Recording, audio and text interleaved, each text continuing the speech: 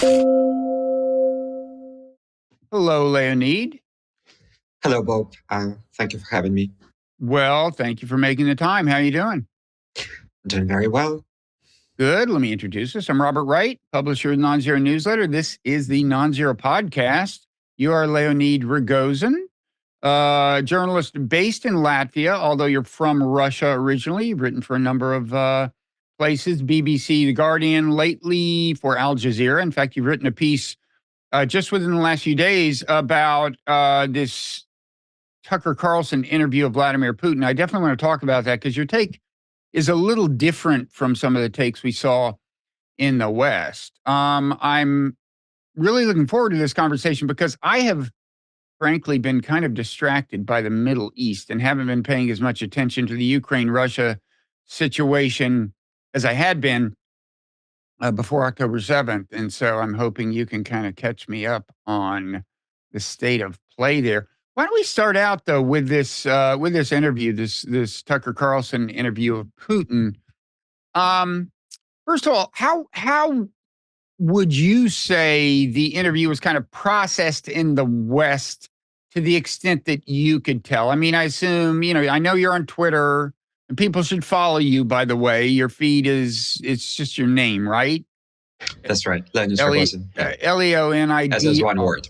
Right. Ragozin. And then I'm sure you check out the main outlets, the New York Times and so on. How would you say that interview was kind of processed in the West, if that's not asking for too much of a generalization?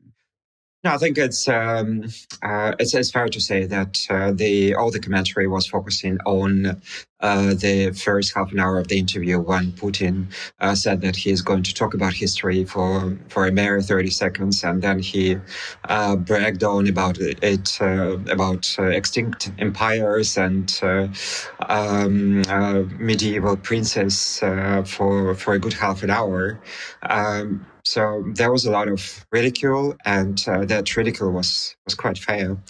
And apart from that, there were some shocking statements, including the suggestion that Poland precipitated the World War II by not agreeing to Hitler's demands in 1939. Mm-hmm. So that's where the all the commentary was focused, really, and there was a lot of mocking. People were ridiculing Putin, but I wouldn't say that is unfortunate. It's of Putin's own making.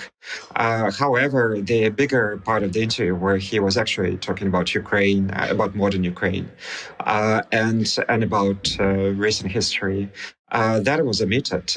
But in my opinion, that part of the interview is where Putin is trying to explain his own logic, which is often missed in the discourse in the West. And that logic is of him being, in his opinion, constantly duped by the West in his entire career from the early 2000s, when he was trying to be as helpful as possible to President Bush in the aftermath of 9/11. He was the first leader to give a phone call to Bush Jr. He offered Russian a transportation system and almost created a military base for the Americans on the Russian territory, a logistics base on the Russian territory. And he, I think, pretty sincerely hoped that Russia was on the path towards integration with Euro-Atlantic structures. However, what he got in exchange is a type of NATO's expansion which essentially excluded Russia, which alienated Russia And that's the cause of his grievances. So he was talking at length about Bucharest summit and then all the events that followed. So That the event. Bucharest summit, remind us, is that the one where they decided they declared that Ukraine would eventually be a member of NATO? Well, that's where Ukraine and Georgia received official invitation to become NATO countries. So there was the start of a very long process. And at the time, France and Germany were strongly against it, whereas Bush was intent on getting Georgia and Ukraine on board. I guess the philosophy, the thinking behind it in the United States was that Russia was irrelevant. It didn't matter what the Russians say and that they feel insulted about it. They will take the bitter pill and maybe eventually come on board as well. But the result was quite the opposite. It antagonized Russia and started a chain of events that I believe led up to this conflict. And that was Putin's argument during the interview, in effect. That no, absolutely. Yeah. It was the first in the list of his grievances that he put on the table, and then he proceeded from there into Maidan revolution, and then into the war with Ukraine. That's 2014. Let me interrupt you because I didn't see the interview, but the way it was kind of depicted, it seems to me, on social media in the West was almost as the opposite of what you've just said. In other words, people focused on the first half hour where he's going on and on about Russian heritage. And I guess at some point he must have talked about how Ukraine is naturally a part of Russia, or parts of Ukraine are naturally part of Russia, or whatever. I mean, first of all, did he did get into that at some point? Well, yes, he did. He channeled the Russian nationalist myth, and what he was basically saying is that the Russians and Ukrainians come from the same root, right. And that they have common history. And then he dwelt for a long time on the composition of Ukraine, on how Ukraine came to be in the current borders, which largely happened in the Soviet times. And from not just from his, but from the general Russian nationalist point of view, when they start looking at different parts of Ukraine, they will say that only the historical core of Ukraine around Kiev is the actual core Ukraine that derives from the Kievan Rus, whereas all the southeast was colonized by Russians and Ukrainians together during the Russian imperial times when the Russian Empire was expanding, and then Ukraine expanded even further in the Soviet times, and especially after the Second World War, when the Soviet Union annexed what is now Western Ukraine, which was partly Poland, partly Hungary, and partly Romania. So I guess, the spin in the West was, okay, so this just confirms our claim that the reason he invaded is because he has imperial aspirations. Who knows where he'll stop? Poland may be next. And so far as I can tell, people pretty much, at least mainstream kind of commentators, pretty much entirely ignored the part you talked about earlier about how NATO, if you want to ask, it sounds like Putin was saying, if you want to know why we feel entitled to keep our troops in southeast and eastern Ukraine, it's because it's as in some sense a natural part of Russia. But it sounds like in explaining why he actually invaded in the first place, he was stressing these national security issues, beginning with NATO, and then saying that the West mishandled the 2014 Maidan revolution and so on. And that part I did not hear in the kind of Western spin on this. I mean, was that your impression that there wasn't a lot of attention paid to what he said about NATO expansion and how the West has repeatedly I don't know, humiliated Russia or not delivered on its promises or whatever? Yeah, I think it's the question of whether you on how you interpret what Putin says, and if your starting point is that he always lies, then of course you can you may consider everything he says as a lie, as a way of framing his actions, which were monstrous, in fact, as framing them in retrospect. But that's not necessarily what was happening. Yeah. I think the main message Putin was trying to convey, and he stressed that in when he was describing each of these crucial turning points in history, whether Bucharest summit or Maidan revolution or Istanbul talks at the start of the full-out invasion. His message always was that Ukraine and the West always had a choice of avoiding this conflict at each of this point.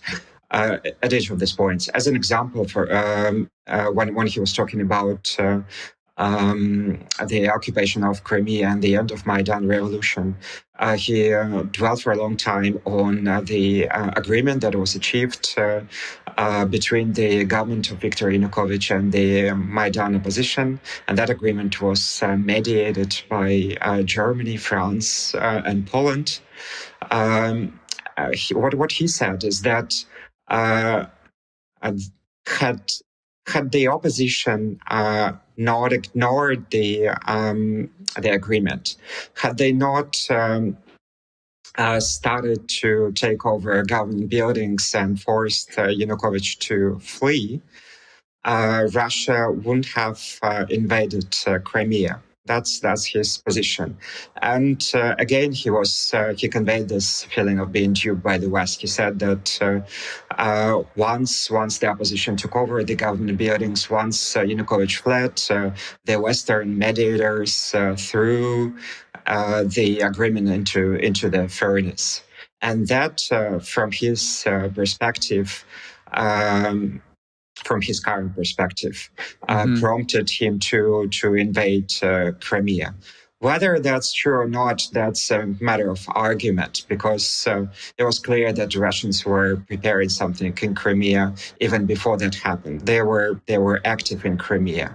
But it's also true that they were changing their stance on Crimea, even when it comes to the referendum, the so-called referendum they held in the March of 2014. At first, the question in the referendum was about Crimea's autonomy, and only later, as the events unfolded, did they change it to to Crimea becoming a part of Russia. Mm-hmm. Yeah. So this theme in your Al Jazeera piece about how a couple of things. I mean, he sees himself as being repeatedly reactive to the West. If you look at the chain of events that led to the invasion, you say he sees himself as repeatedly reacting to things, in particular, his being misled or duped, or the West not delivering on promises. You know, I don't know if have you seen this interview he did at some point with the director Oliver Stone? I know what you're talking about, but no, I didn't watch this moment. There's this moment, like at the end, Oliver Stone gives him some like DVD or CD or something as like, I guess, kind of a gift. I didn't even know what's in it. But Putin says, "Thank you." And the interview is over. Putin says, thank you. And he walks out of the room, closes the door, and then he comes right back in and he opens the case. And see, they had forgotten to put the DVD in the case. So they'd given him an empty case. And what Putin says is typical Western gift. You know, and that is obvious. That is his actual view, right? Like the West, you know, and I mean, honestly, if you look at the early part of after certainly after 9/11, he does feel he went out of his way. He was the first one to call Bush, but Bush did all of these things that he didn't want Bush to do, such as get out of the ABM treaty and so on. I mean, that is definitely his narrative. Is your sense that he believes it? I mean, he feels genuinely kind of consistently betrayed, or? No, I think yes. I think he quite sincerely believed that he was being treated by the West in a colonial way, as a non-equal, and it showed at the time in various ways. My favorite example is this cover in the Atlantic magazine, which had Russia's finished, across the cover, and that cover was published. That magazine was published in 2001. That's the second year of Putin's rule. So I mean, now we can be sure how wrong it was. Yeah. Back at the time. So, but that was the sentiment that he was facing, and he felt that the way the Western establishment is talking to him, and particularly the way the Americans were talking to him, is like sort of will pay the lip service to Russia's greatness, to Russia's own perceived greatness, and will do all the respectful stuff, but in reality will just ignore anything Russia says, particularly on its own security and own security in Europe. Okay. So, I mean, maybe I may want to get back to this issue of how he sees the past and what the past in fact is. But the other big takeaway, in fact, this is the headline of your piece in Al Jazeera, is Putin is ready for talks on Ukraine, but on his own terms. His interview with Tucker Carlson reveals how he envisions negotiations and peace. So I want to talk about that. I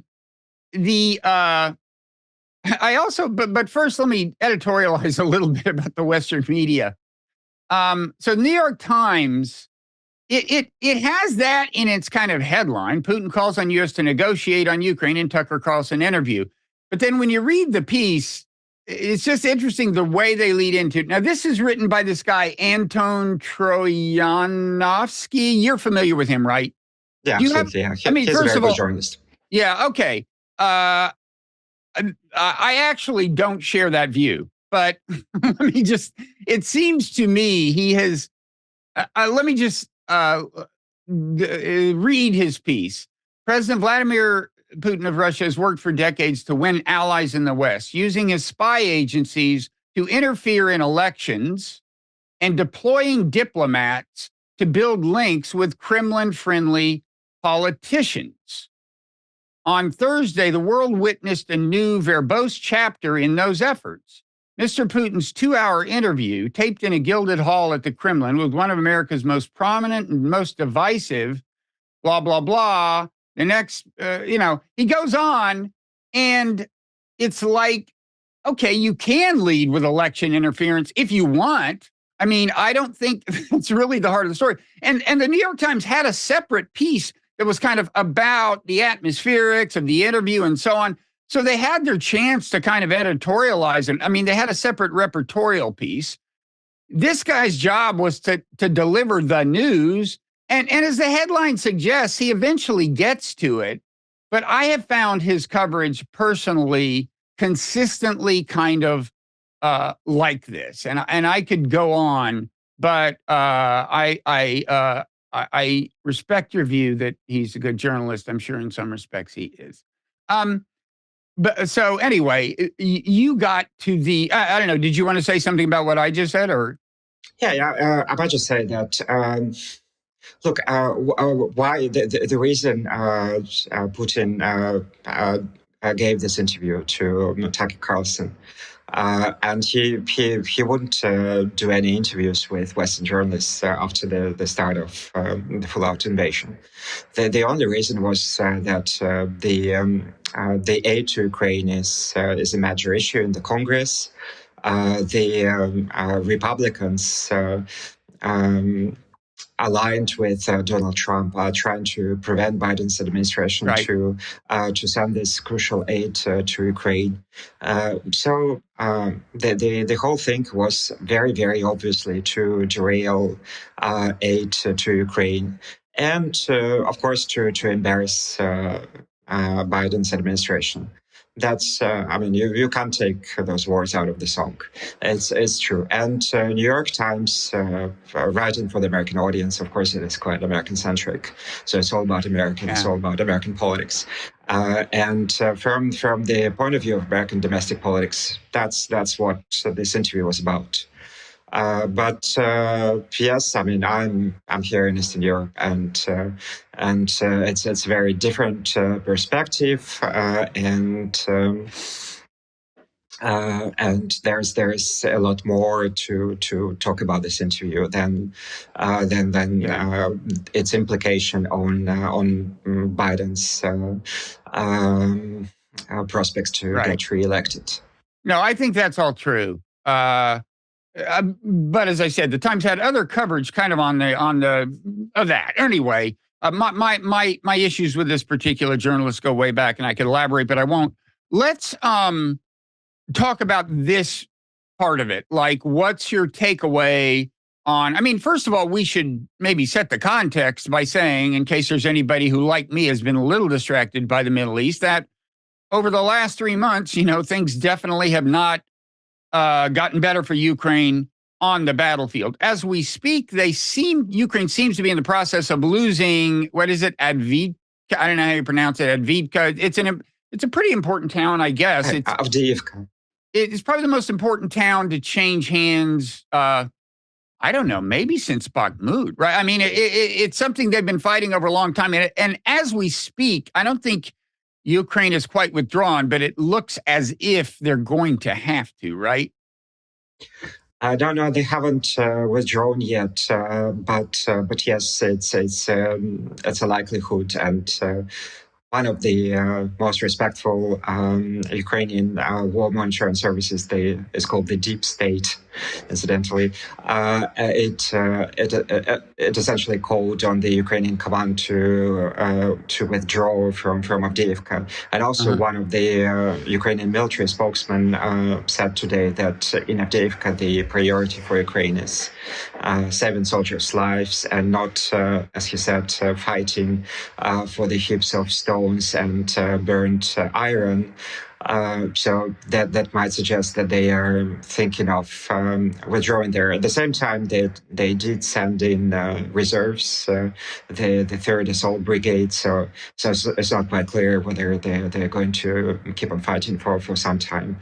But yeah, it was the main battle since Bakhmut, since another battle last year.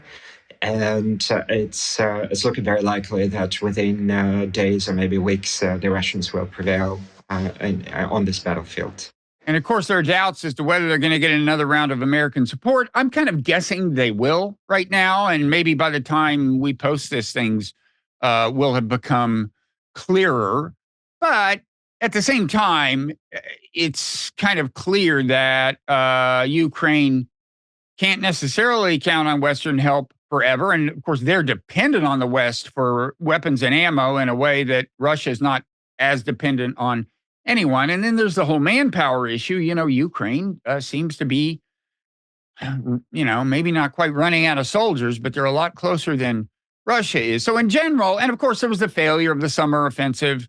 And so in general, the tide, the momentum seems to be with Russia as we speak, right? That's your sense. And presumably that is the sense that Putin carried into this interview, right? No, absolutely. I think he's feeling pretty confident that he is having an upper hand in Ukraine.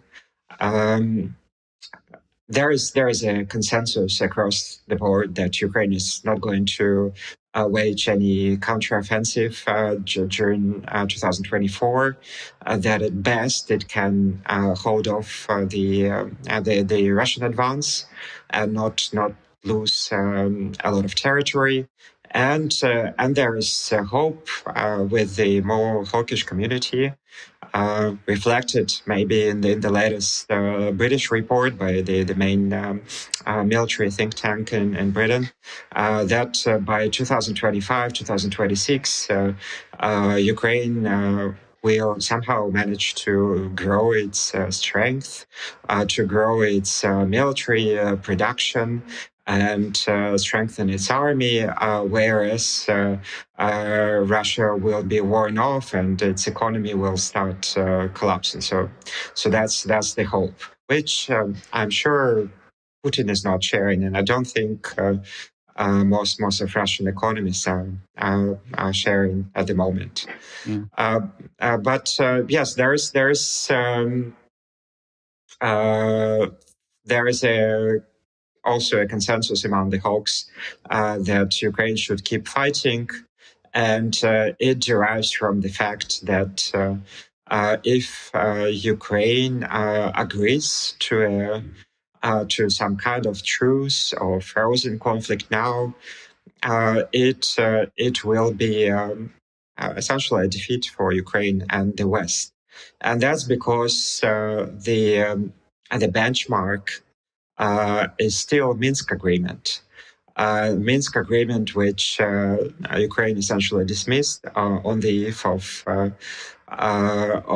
the full-out invasion, and one of the main spokesmen for the Ukrainian government, Alexei Arestovich, back at the time in March 2022, he put it quite clearly that anything worse than Minsk will be Ukraine's defeat.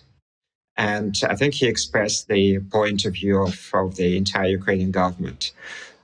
So what Ukraine is going to get now is definitely going to be worse than Minsk.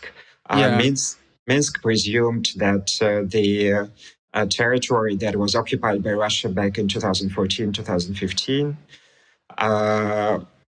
wouldn't even be annexed by Russia. It would remain in Ukraine as a kind of a Trojan horse that would prevent Ukraine from ever entering NATO, that would leave Russia with a leverage in Ukraine.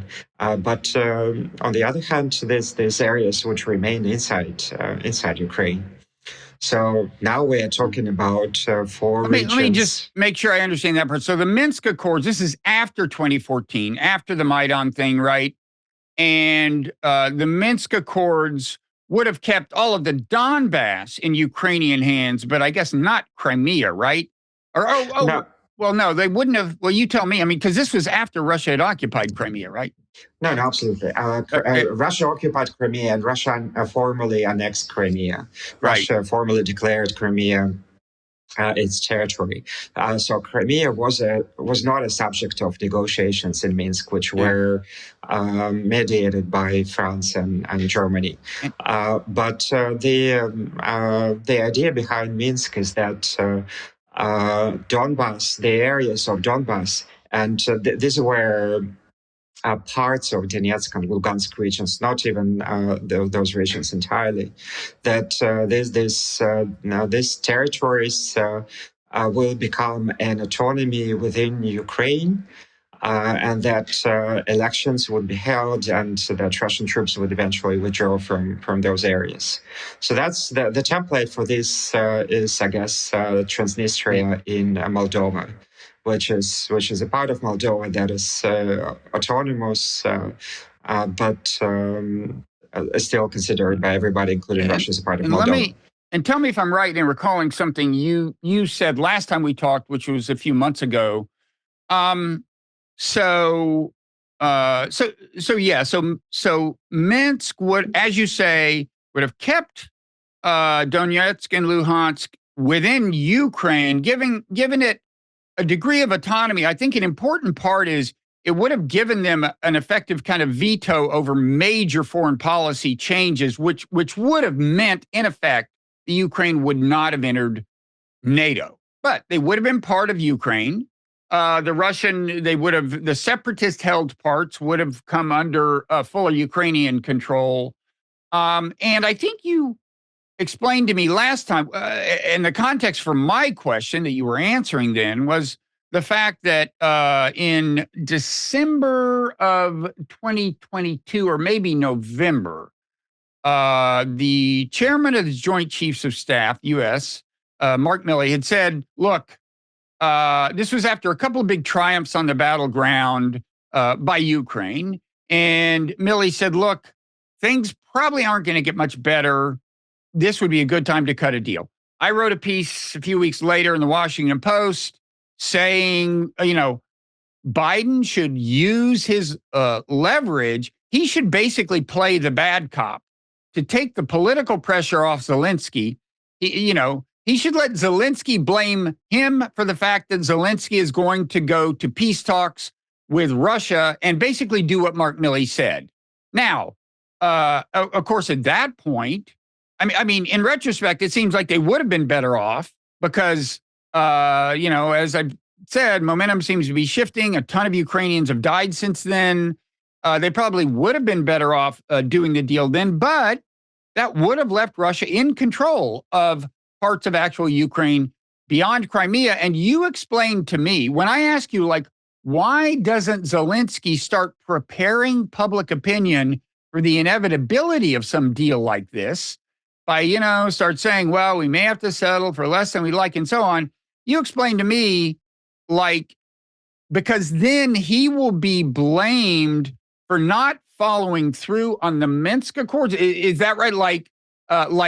Maybe I'm misremembering, but as I recall, you were saying this will be a worse deal than Zelensky probably could have had at some point before the invasion, if I'm recalling correctly. To say nothing of the deal that, according to Putin and some other people, was offered right after the invasion, which would have led to Russian withdrawal from everything but Crimea.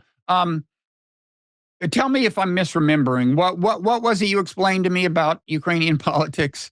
No, that's very much, and thank you for bringing it up. Milley's comments, because yes, there was this moment, and Milley was very right that it was the best moment for Ukraine to negotiate a better peace with Russia. And yes, you're also right in saying that that peace would have been worse than what Ukraine had before Russia's full-out invasion. And that of course was why Zelensky eventually decided not to go for it. And I guess that was also the consensus in Biden's administration, notwithstanding Milley's private opinion on that. They started preparing for the counteroffensive in 2023, and they hoped that they will achieve a lot. They will have a much better situation by the end of this counteroffensive, if not pushing the Russians all the way to the 1991 borders. Says Zelensky hoped, maybe pushing them back, so it at least it is as bad as it was at the start of the invasion, as bad as when Ukraine had the Minsk option. So we now know that it didn't happen. That Ukraine is now worse off than it was at the time. And Russia is now advancing, and the more time goes, as it stands now, the more territory Russia will occupy, and claim as Russian, essentially. Putin's message in the interview, and it was followed up by several of his lieutenants, so to say, later by his press secretary and by one of the foreign ministry officials. It basically says that we are ready to get back to the framework of Istanbul talks, the talks that happened in the weeks after the start of the full-out invasion. But all the territory that we have occupied so far is going to stay in Russia. So whereas at Istanbul, am I right in thinking the idea was that Russia would actually have withdrawn from everything but Crimea in exchange for guarantees that Ukraine would not join NATO and so on? That was the deal on the table a few weeks into the invasion? Well, as I understand it, the deal on the table, according to Ukrainian and Western sources, was that Russia would withdraw to the line of contact prior to the full-out invasion. So the Russian troops would stay in the parts of Donetsk and Lugansk region that were occupied in 2014, 2015. But that would have been a major win for Ukraine, because back at the time, Russian troops were near Kiev. They were in the suburbs of Kiev, and Russia occupied swathes of northern Ukraine, and it was besieging Mariupol in the southern Ukraine, and it was building the land corridor to Crimea. So that would have left Russia with way less territory than they have now. Absolutely. And I gather that Putin, in his interview with Carlson, is emphasizing they're going to hang on to, if there's a peace, and he's apparently saying he's ready to talk peace, but they're going to hang on to all the territory they've got. Is that what he's saying? No, absolutely. I guess to conceptualize Putin's attitude to peace, and you might help me if there is an English equivalent to a Russian expression pertaining to turf wars between mafias. So the idea is there is a Russian expression which is "поставить на счетчик." Literally, it means to put someone on a counter. Put someone on a what? On a counter. Like give them, like their time is running out? Well, the idea is that the punishment grows exponentially with each time unit of intransigence. Okay. So you can picture a racketeering gang which attacks a business and says that today you pay me $100, but tomorrow you'll pay $200, and the day after tomorrow you'll pay $1,000. So that's what Putin is doing with Ukraine. And thinking of Putin's years in the 1990s in St. Petersburg, when he was dealing with mafias, and from many people's point of view was part of this mafia. That's very much part of the culture, and this expression is one of the key expressions that remains as the legacy of those days in the contemporary Russian language. So by that, does he mean that if you don't seize this opportunity for peace, we're going to take more territory? Or is he saying if you don't seize this opportunity, we're going to demand more in other realms, or what? Do you know what he means by this exactly? Yeah, that's why he wanted to all this talk about history, about recent history. What he's basically saying is that we were not planning to seize Crimea. But what happened at the end of Maidan, those agreements being thrown into the furnace, as he said, that kind of prompted us to invade Crimea. And then there were Minsk agreements, and the lack of desire by Ukraine and its Western partners, which is now in the obvious. Everybody said that they were not going to comply with Minsk agreements. The lack of that desire prompted him to prepare and start the full-out invasion. Can I just clarify? Are you saying it is now clear? Because there's dispute over whose fault it is that the Minsk agreements failed. Are you saying it is now clear that Ukraine, more than Russia, failed to deliver on the Minsk Accords, failed to stick with the commitments? Well, there is still an argument, and the hawkish community will, of course, say that it was Russia that was not going to implement Minsk agreements. But at the same time, several major politicians, leaders, in fact, including Zelensky himself, basically said that they were never going to implement Minsk agreements. Okay. Those were Zelensky himself in a Spiegel interview. It was President Poroshenko, the predecessor of Zelensky. It was Angela Merkel, and it was Hollande, the former president of France. Okay. Everybody in different forms suggested that Minsk was never, because it was imposed on Ukraine. That's also true. It was imposed on Ukraine by force. So all the parties who which participated in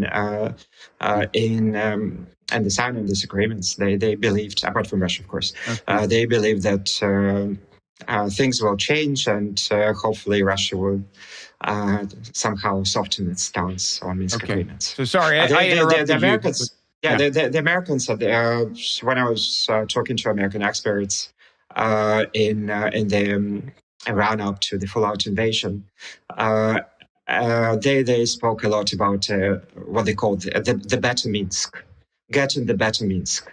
And better Minsk is basically improving the conditions for Ukraine, and maybe Ukraine getting more control over this territory. So maybe this territory is not having a veto on Ukraine's NATO membership. I'm not quite sure what they meant by this, but that seemed to be the policy of Jake Sullivan and Biden's administration in the run-up to the full-out invasion. Okay. So sorry, I interrupted you when I asked for background on Minsk. Now, where were you? Do you remember where you were headed? No, I don't at the moment, but sorry. No, I think we've pretty much covered it. Okay, so Putin is ready to talk, but he's saying, which I've kind of thought he was for a long time now, but I've also thought that he would insist on keeping the territory he's got. It would be pretty hard to go back to the Russian people and say, sorry about the 100,000 dead soldiers. We didn't get anything at all for it in terms of territory, right? I mean, and I mean, I'm sure for a lot of reasons, there are other reasons. He's actually lost a lot. Like, Finland is now part of NATO. Sweden's going to be part of NATO. He's lost a lot as a result of the invasion, and I'm sure he wants to have as much as possible to show for it. But so I guess it's now the question is whether the West and Ukraine want to negotiate. And your sense is that no, they don't, I guess, right? I mean, certainly the politics in Ukraine would make it very hard for Zelensky to accept any kind of such deal, you think? Yeah, again, we should sort of dwell a bit on the Russian perspective, at least on Putin's perspective and on his supporters' perspective. I don't think they see it as a defeat. I don't think they feel that they lost something by Finland or Sweden joining NATO. I think they regarded these countries as de facto members of NATO, and if you look at NATO's exercises, like I covered for Bloomberg, the largest NATO's exercise since the Cold War in Norway in 2018, and Finland was very much a part of that exercise. And it participated in it just like any other NATO country, and the Swedes were there as well. So I don't think it changes much for Russia. What their view is that this conflict was inevitable, and it was made inevitable by the West, by the American-led West, expanding its structures into the former Soviet Union. The other thing is that they deem themselves to be underdogs in this conflict. They don't see it as, the giant Russia versus smaller Ukraine or small Baltic countries. No, they see the adversary as a much larger military machine and economic machine, and they see themselves as underdogs in this conflict. So they don't get really too upset about losing something like Finnish neutrality. So Putin, does he have a lot of domestic political support? I saw a thing on Twitter recently where these guys, the Russians with attitude Twitter feed, they were saying something like, they were commenting on the fact that the rest of Russia has kind of caught up with them in terms of just supporting the war or something. I think I took that to be their meaning. Is your sense that Putin has plenty of public support right now? The public support in Russia is complicated thing in the way that the Russian population is essentially hostages to the geopolitical conflict and to Putin's own policies. War is not their choice.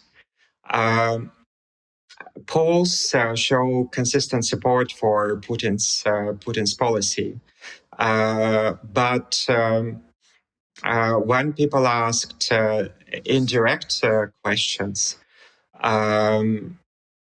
they show that this support is very lukewarm and tentative.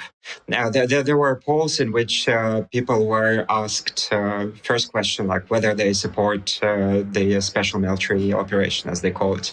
And 70 or something % would say, yes, we support. And then the second question would be, do you, if Putin withdraws troops from Donbass and says that it's okay, Russia is out of this war and will be on friendly terms with Ukraine thereafter, would you support that? And then again, a majority of Russians would say, yes, we support that as well. Right. So people, I guess majority of people in Russia, they feel extremely uncomfortable in this situation. Millions and millions of people have close relatives in Ukraine or have some personal history in Ukraine. They're not enjoying this situation. At the same time, they find themselves in a much more comfortable situations than people in Ukraine.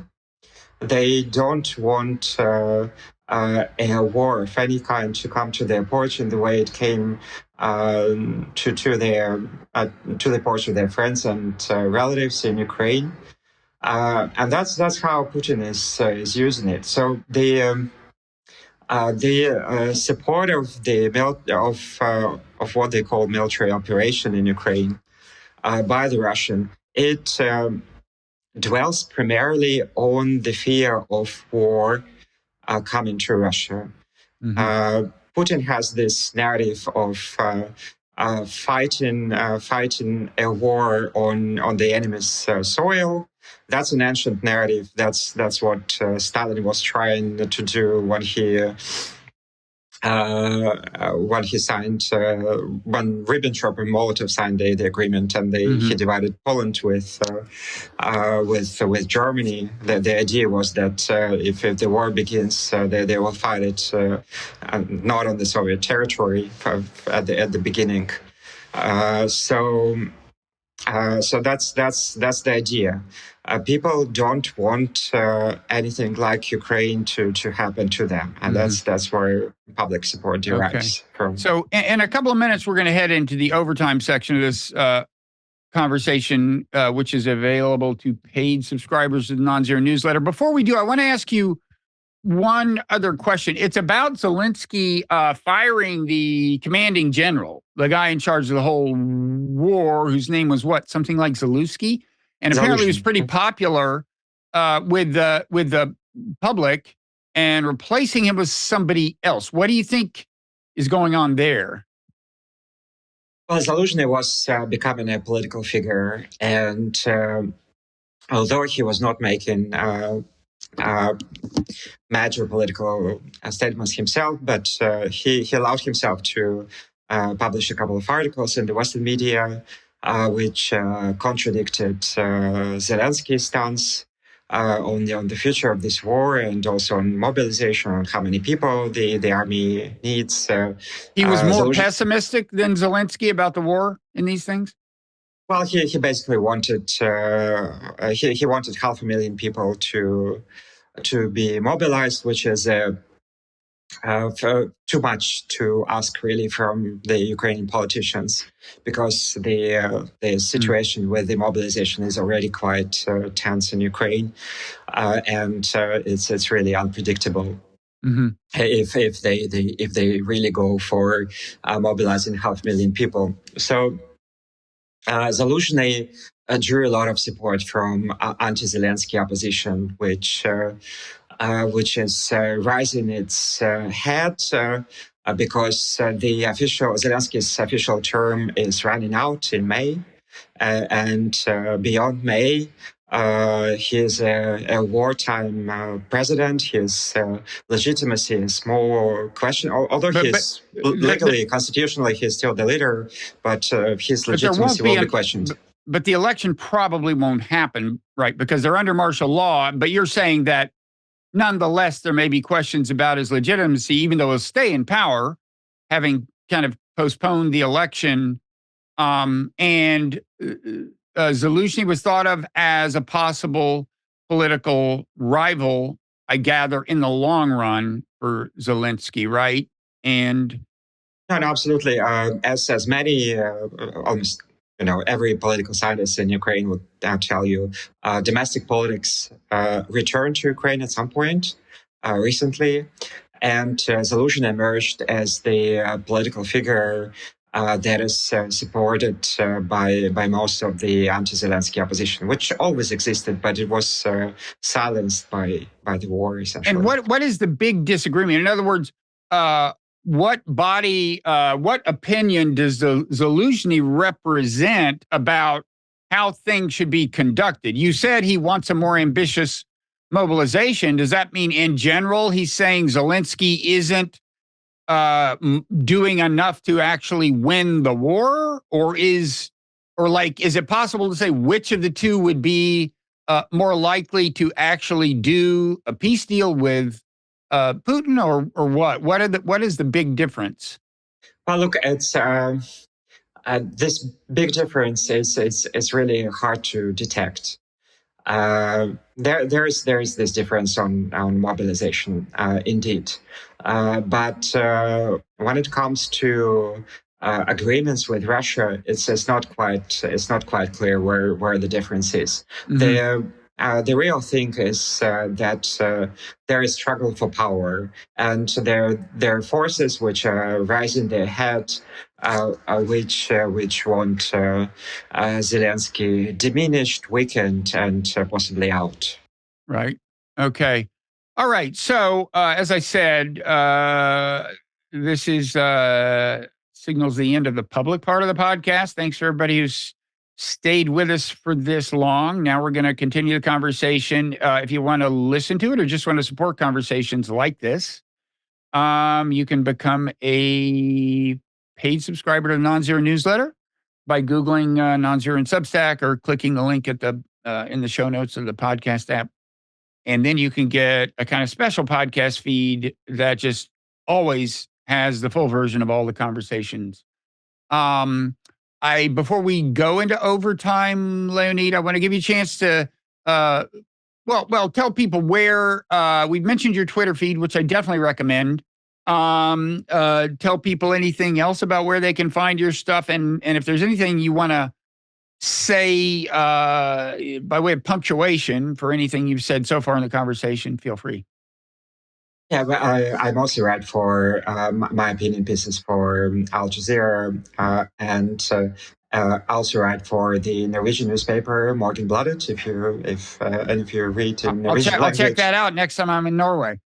yeah, and I published a book in Norway about the war, about Russian history and the war between Russia and Ukraine.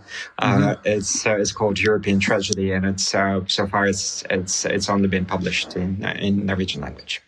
So, do you speak Norwegian and Latvian? No, I don't. I speak a bit of Latvian. I don't speak Norwegian. I wouldn't pretend to. I wrote a book in a language I don't speak. But I had a Norwegian co-author, Stan Inge Jorgensen. I see. Okay. All right. So thanks everybody who's stayed with us so far. And now we head into overtime.